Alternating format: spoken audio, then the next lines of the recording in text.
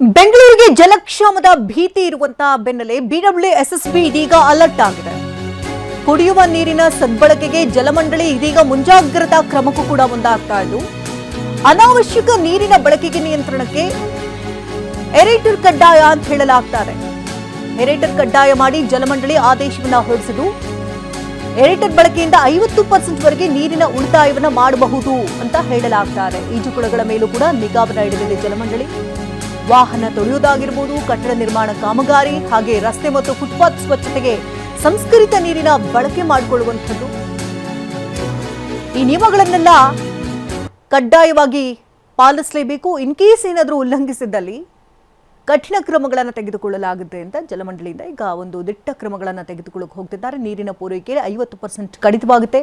ಹೆಚ್ಚುವರಿಯಾಗಿ ಪ್ರತಿದಿನ 500 ರೂಪಾಯಿ ದಂಡದ ಎಚ್ಚರಿಕೆ ಕೂಡ ಕೊಡಲಾಗಿದೆ.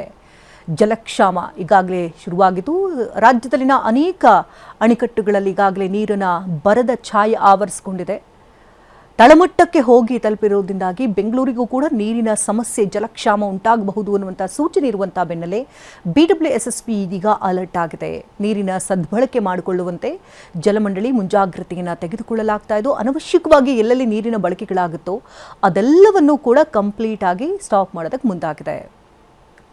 ಈ ಬಗ್ಗೆ ಇನ್ನಷ್ಟು ಡೀಟೇಲ್ಸ್ ನ ಪಡ್ಕೊಳ್ಳೋಣ. ನೇರ ಸಂಪರ್ಕದಲ್ಲಿ ಲಕ್ಷ್ಮೀ ನರಸಿಂಹ ಇದ್ದಾರೆ. ಲಕ್ಷ್ಮೀ ನರಸಿಂಹ, ಈಗಾಗಲೇ ಬರದ ಛಾಯೆ ರಾಜ್ಯದಲ್ಲಿ ಆವರಿಸಿರುವುದರಿಂದಾಗಿ ಬೆಂಗಳೂರಿಗೂ ಕೂಡ ನೀರಿನ ಸಮಸ್ಯೆ ಉಲ್ಬಣ ಆಗಬಹುದು ಅನ್ನುವಂತ ಮುನ್ಸೂಚನೆಗಳಿದೆ. ಹಾಗಾಗಿ ಈಗ ಬಿಡಬ್ಲ್ಯೂಎಸ್ಎಸ್ಬಿ ಮುನ್ನೆಚ್ಚರಿಕಾ ಕ್ರಮಗಳನ್ನು ತೆಗೆದುಕೊಳ್ತಾ ಇದೆ. ಏನ್ ಸೂಚನೆಗಳನ್ನ ಕೊಟ್ಟಿದೆ ಅಂತ?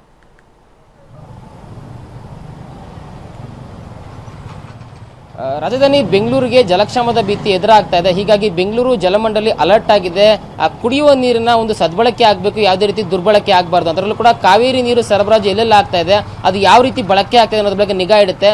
ಪ್ರಮುಖವಾಗಿ ಕಾವೇರಿ ನೀರನ್ನ ಕುಡಿಯೋ ನೀರು ಅವಶ್ಯಕತೆಗೆ ಮಾತ್ರ ಬಳಸಬೇಕು. ಅದನ್ನು ಬಿಟ್ಟು ತೊಳೆಯುವಂಥ ಅವಶ್ಯಕತೆಗಳು ಅಥವಾ ಕಾರ್ ತೊಳೆಯೋದು, ಪಾರ್ಕ್ ತೊಳೆಯೋದು, ರಸ್ತೆ ತೊಳೆಯೋದು, ಫುಟ್ಪಾತ್ ತೊಳೆಯೋದು ಯಾವುದಕ್ಕೂ ಕೂಡ ಬಳಕೆ ಮಾಡೋಂಗಿಲ್ಲ.